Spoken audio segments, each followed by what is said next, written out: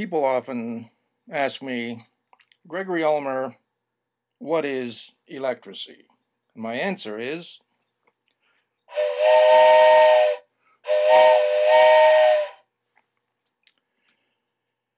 that is a unit of meaning in electracy.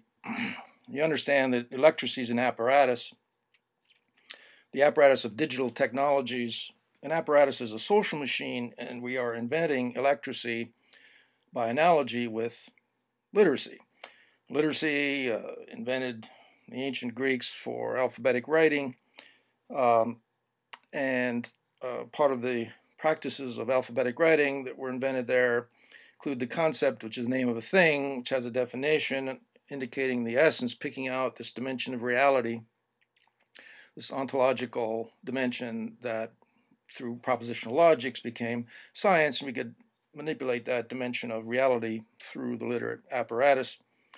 And the question for electracy is, what is the equivalent of that? And so I've been working on that, and I can tell an experience, as I say, instead of the word with its definition, we have, and then whatever happens to you in relationship to that constitutes signification. And so I can tell you the scenario that's attached to this toot, that's in place of the definition, instead of the definition. So I was in my hometown of Miles City, Montana, a while back, and Miles City was founded in 1876 after the Custer Massacre. Fort was set there to engage in the Indian Wars, and in 1886 the Northern Pacific Railroad went through there as part of the Transcontinental Railroad.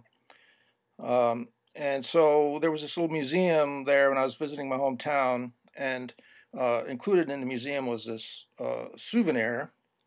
It's a little train whistle. You can see it has the gallery in the hometown there. And so I picked it up, thought that's cool, and I blew it. And I had this moment of Proustian memory.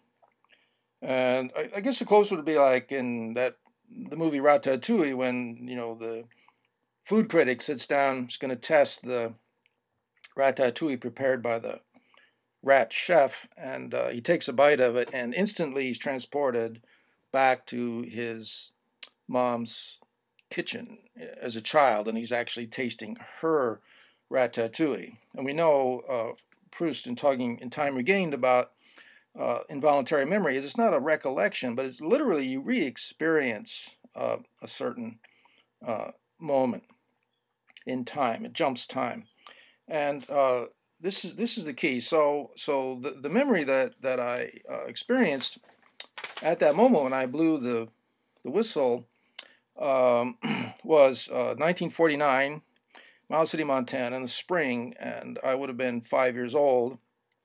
Outside, my mom was hanging up laundry on the clothesline, and I'm playing at the base of the clothesline pole, the bucket of clothespins, and I see coming from the railroad yard, because there's this house, 111 South Center, it backed right onto the Northern Pacific Railroad tracks. And I see this character coming from the railroad line towards the back fence. And he's kind of a scruffy looking guy, and the sheets are flapping, and the shirts are flapping in the wind there, a spring morning. And the guy comes to the fence. My mom goes over there, and they chat for a moment. I can't sort of see him through the flapping of the laundry. She goes in the house. She comes back just a little bit later, and she's got a sandwich in a napkin. She gives it to the guy, and he goes away. And then the rest of the summer, these characters, these sort of scruffy characters that retrospectively I understand were hobos, are approaching the house, and they ask for a handout, and Mom always gives them something. And later I realized that one of those guys had chalked the old hobo sign, which is, the childlike drawing of a cat that means kind-hearted lady lives here, Um, and so I had that memory, and in reflecting on it in terms of heuretics and the invention of electracy, I realized that we were dealing with an issue of the specific kind of history, the specific experience of time that's native to the digital apparatus, and it is time regained. So orality, the temporality is that of the cyclical time. Literacy has the temporality of the line, whether it's Christian or capitalist, is progress from past into future. And electracy is this jumping time, this kind of Proustian moment of the jump of Kairos or Jetztzeit. Benjamin would say this is a specific capacity of electracy is to support this jump in or out of time, this connection of different experiences, in which the somatic memory of the body connects with an external signifier to generate this new dimension of articulation that picks out of the world, out of the real. It picks out this capacity of the body to experience time. So when you hear this whistle or anything like it, what happens to you? I mean, in my case, makes me hungry.